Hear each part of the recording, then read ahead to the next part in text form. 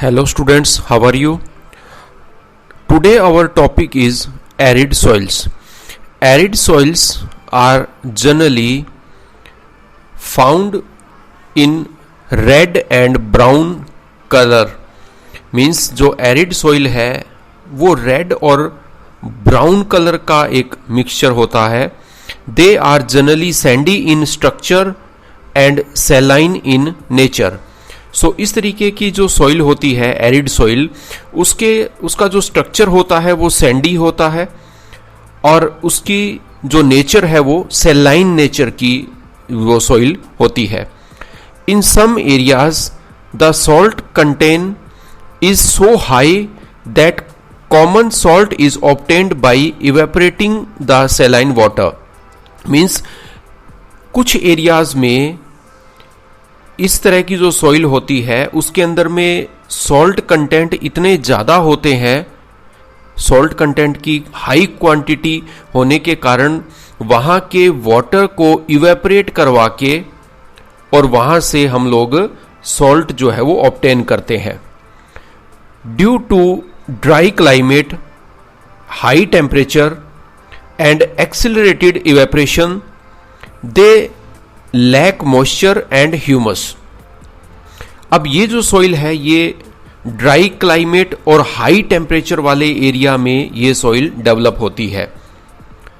सो अब क्योंकि climate dry है और हाई टेम्परेचर है और इवेपोरेशन भी हाई लेवल पे होता है, सो उस तरह एरिड सॉइल के अंदर जो ह्यूमस है, जो मॉइस्चर है, वो बहुत लेस क्वांटिटी में, बहुत कम क्वांटिटी में अवेलेबल होता है. नाइट्रोजन इज इनसफिशिएंट, नाइट्रोजन भी इसमें कम होती है. And phosphate contents is normal. Phosphate जो होता है वो एक नॉर्मल क्वांटिटी में ही होता है, बट जो नाइट्रोजन है वो यहाँ पे लेस क्वांटिटी में होती है. Lower Horizons of the soil are occupied by conchous layers because of the increasing calcium content downward. अब हम लोगों ने प्रीवियस वीडियोस में सॉइल के हॉरिजॉन्स हमने देखे थे, हॉरिजॉन ए, बी एंड सी. सो जो लोअर हॉरिजॉन है वहाँ पर कंकड़ होते हैं उसके अंदर में, क्योंकि उसमें कैल्शियम की क्वांटिटी हाई होती है. सो लोअर जो लेयर है, मतलब सी लेयर, उसके अंदर में कैल्शियम की हाई क्वांटिटी होने के कारण वहाँ पर जो है वो कंकर्स बन जाते हैं. The kankar layer formation in the bottom horizon restricts the infiltration of the water and as such when irrigation is made available the soil moisture is readily available for the suitable plant growth. अब क्या होता है कि जब irrigation करते हैं इस तरह की सॉइल के अंदर, सो वो सॉइल क्या करती है, क्योंकि नीचे कंकर्ड्स अवेलेबल हैं, तो कंकर्ड्स क्या करते हैं, वाटर को बहुत ज़्यादा डेप्थ तक नहीं जाने देते, उसको वहीं पे लॉक करके रखते हैं. रिजल्ट क्या हुआ कि उससे क्या होता है कि सॉइल में मॉइस्चर अवेलेबल होता है. मॉइस्चर अवेलेबल होने के कारण वहाँ की जो सॉइल है उसके अंदर में नेचुरली एक मॉइस्चर रहेगा और वो सॉइल के जो इरिगेशन से जो मॉइस्चर रह गया वो उस एरिया में एग्रीकल्चर को वो सपोर्ट करता है. वहाँ पे एग्रीकल्चर, प्लांट ग्रोथ जो है वो वहाँ पे इजीली अवेलेबल हो जाती है. Arid soils are characteristically developed in western Rajasthan. Western Rajasthan में इस तरीके की सॉइल देखने को मिलती है और इस तरीके की सॉइल जो है उसके अंदर में आप देखेंगे कि ह्यूमस और ऑर्गेनिक मैटर जो है उस तरह की सॉइल के अंदर में कम होते हैं. Next one is saline soil. So saline soils they are also known as usara soil. So इस तरह की जो सॉइल है उसको उसारा या उसर सॉइल भी बोला जाता है.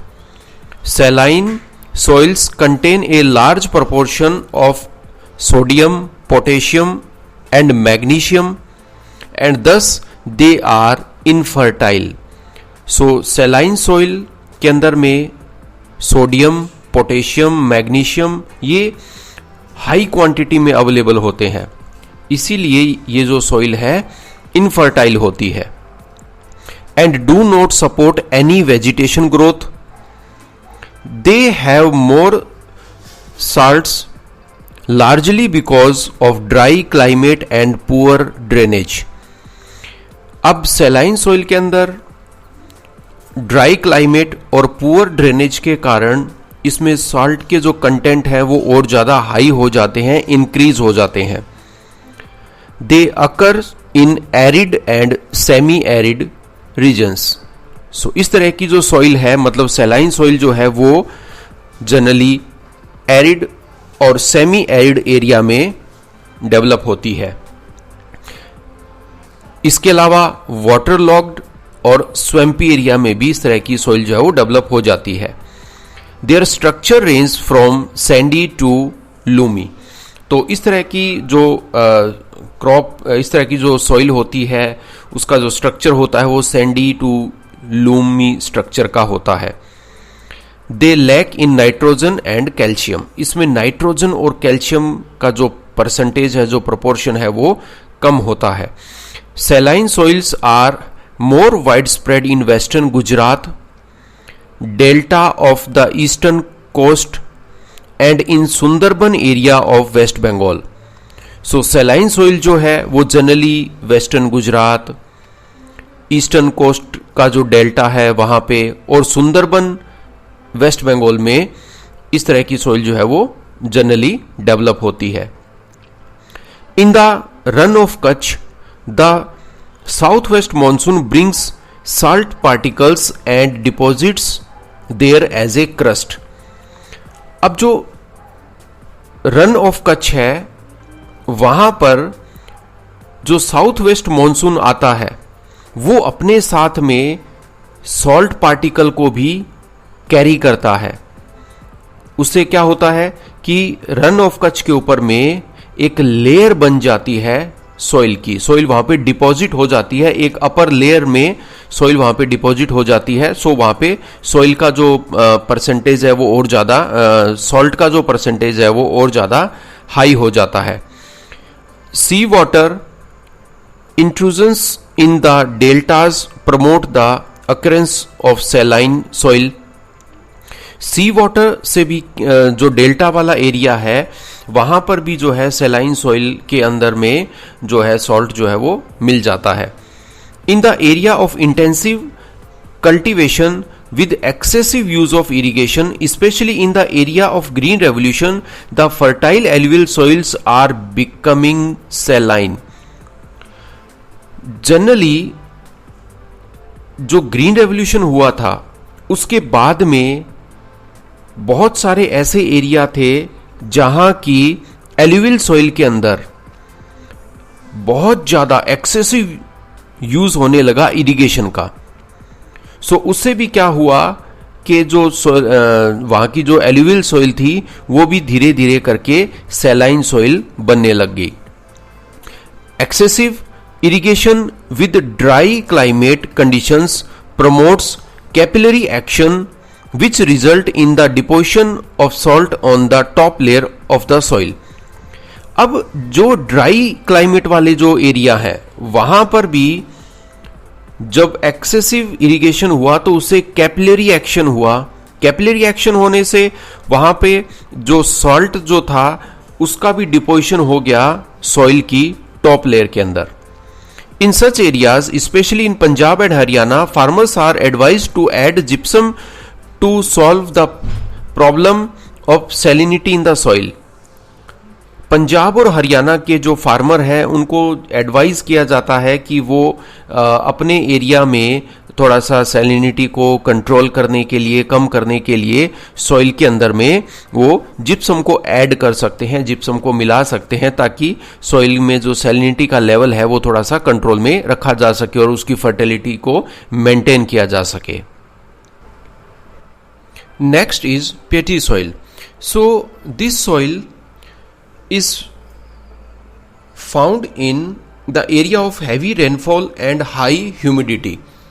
So ये जो soil है ये heavy rainfall और हाई ह्यूमिडिटी वाले एरिया में ये सॉइल जो है वो डेवलप होती है, where there is a good growth of vegetation, thus large quantity of dead organic matter accumulates in these areas and this gives a rich humus and organic content to the soil.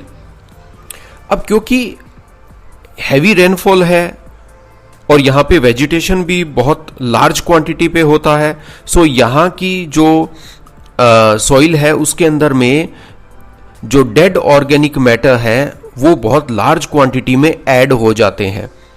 इसीलिए ये जो soil है ये humus और organic content के point of view से ये बहुत रिच होती है, मतलब इसमें ह्यूमस और ऑर्गेनिक मैटर जो है वो बहुत हाई क्वांटिटी में अवेलेबल होते हैं, हाई क्वांटिटी में इसमें होते हैं। Organic matters in these soils में go upon up to 40 to 50%। So organic matter in soil के अंदर में 40 से लेके 50% तक ऑर्गेनिक मैटर उसमें होते हैं। These soils are normally heavy and black in colour. So ये जो सॉइल होती है ये नॉर्मली हैवी और ब्लैक कलर की होती है। At many places they are alkaline also. बहुत सारे एरिया है जहां पे इनका जो नेचर है वो एल्कलाइन भी नेचर होता है। It occurrence widely in the northern part of Bihar, southern part of Uttaranchal and the coastal area of the West Bengal, Odisha and Tamil Nadu. अब ये सॉइल किस किस एरिया में होती है? नॉर्दर्न बिहार में, सदर्न पार्ट ऑफ उत्तरांचल में, coastal area of West Bengal, Odisha and Tamil Nadu. So इन एरिया में ये सॉइल जो है वो जनरली डेवलप होती है। Next is forest soils. Forest soils, as the name suggests, forest soils are found in the forest area where sufficient rainfall is available. So नाम से ही पता चल गया फॉरेस्ट सॉइल। ये सॉइल जो है ये फॉरेस्ट एरिया में होती है जहां पे सफिशिएंट रेनफॉल अवेलेबल होता है। The soils vary in structure and texture depending on the mountain environment where they are found. अब माउंटेन एरिया में जहां ये सॉइल डेवलप होती है उसके इन्वायरमेंट पे डिपेंड करता है कि फॉरेस्ट सॉइल का स्ट्रक्चर और टेक्सचर किस तरीके का होगा। सो इन्वायरमेंट पे डिपेंड करता है। They are loamy and silty on valley side. Valley side में ये लूमी और सिल्टी टाइप की होती है। And coarse grained in the upper slope, और अपर स्लोप में ये कोरस ग्रेन इनके जो साइज होता है वो कोरस ग्रेन टाइप का इनका साइज हो जाता है, टेक्सचर हो जाता है। In the snow bound area of the Himalayas they experience denudation and are acidic with low humus content. अब जो स्नो बाउंडेड एरिया है, मतलब जहां पे हमेशा ही स्नोफॉल होता रहता है, उस एरिया के जनरली जैसे हिमालयाज की बात करते हैं, सो वहां पे हमेशा ही क्या होता है कि स्नोफॉल होता रहता है। इसी कारण से उस सॉइल के अंदर में डेन्यूडेशन कंटिन्यूसली चलता रहता है और वहां की जो सॉइल है वो एसिडिक होती है नेचर के अंदर में, और उसमें ह्यूमस के कंटेंट भी लो क्वांटिटी में अवेलेबल होते हैं। The soils found in the lower valley are fertile. Lower valley में जो फॉरेस्ट सॉइल अवेलेबल होती है, डेवलप होती है, वो फर्टाइल होती है। उसमें प्रोडक्शन, क्रॉप प्रोडक्शन या एग्रीकल्चर का उसमें काम किया जा सकता है। It is evident from the foregoing discussions that soils, their texture, quality and the nature are vital for the germination and the growth of plant and vegetation including crops. So जो soil है, उनका texture है, उनकी quality है, उनका nature है, वो plant के जर्मिनेशन के लिए, उनकी ग्रोथ के लिए, क्रॉप्स के लिए, वेजिटेशन के लिए एक बहुत इंपॉर्टेंट रोल प्ले करता है। Soils are living systems. Soil जो है वो एक लिविंग सिस्टम है, मतलब उसमें भी कंटिन्यूसली चेंज होता है, वो भी ग्रो करती है। Like any other organism they to develop and decay. दूसरे ऑर्गेनिज्म की तरह ये भी डेवलप होती हैं और इनमें भी जो है वो क्वालिटी इनकी भी डाउन होती है और वो डिग्रेड भी होती हैं। Respond to proper treatment if administered in time. अगर टाइम पे अगर इनका ट्रीटमेंट किया जाए तो वो उसके लिए रेस्पॉन्ड भी करती है, मतलब पॉजिटिव मैनर में अगर देखें तो सॉइल उसको अच्छे से उसको रेस्पॉन्ड भी करती है।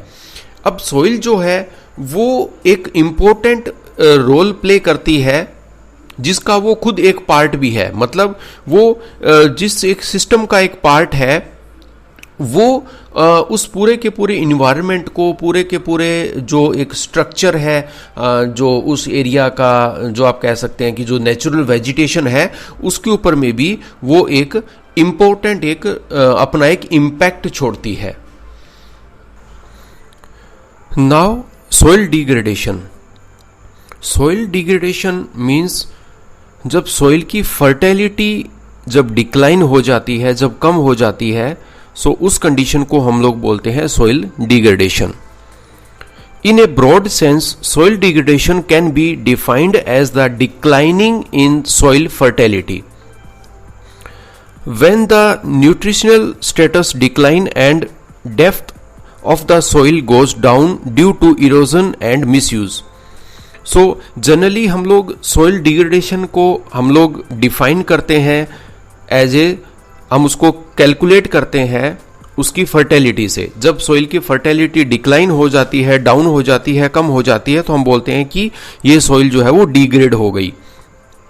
जब उसके न्यूट्रिशनल जो स्टेटस है वो जब उसका डिक्लाइन हो जाता है, कम हो जाता है, या सोइल इरोजन के कारण या मिसयूज के कारण, due to soil erosion and misuse, जब उसकी डेप्थ जब डाउनवर्ड हो जाती है तो उसको हम लोग जनरली सोइल डिग्रेडेशन की कैटेगरी में रखते हैं।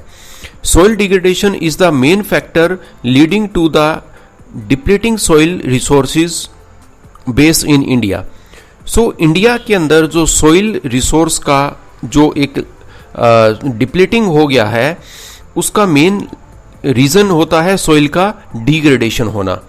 The degree of soil degradation vary from place to place according to the topography, wind velocity and amount of rainfall. अब जो सोइल डिग्रेडेशन का जो परसेंटेज है या जो डिग्री है वो वेरी करती है प्लेस टू प्लेस, मतलब अलग अलग होती है, डिफरेंट होती है।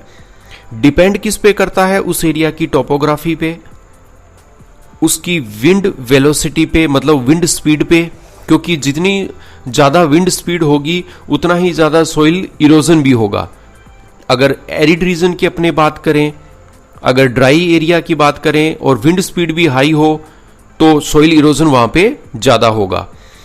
और अमाउंट ऑफ रेनफॉल पे भी डिपेंड करता है कि उस पर्टिकुलर एरिया में जो रेनफॉल है वो कितना हो रहा है, क्योंकि अगर हाई रेनफॉल होगा तो वो भी नेचुरल सी बात है कि जब जो उस एरिया से जो वाटर निकलेगा रेनफॉल के कारण, जो फ्लड आएगी या जो वाटर जो निकलेगा वो भी अपने साथ में सोइल को कहीं ना कहीं इरोड करके ले जाएगा। सो इन सारी चीज़ों पे डिपेंड करता है कि किसी पर्टिकुलर एरिया में सोइल किस तरीके से डिग्रेड हो रही है।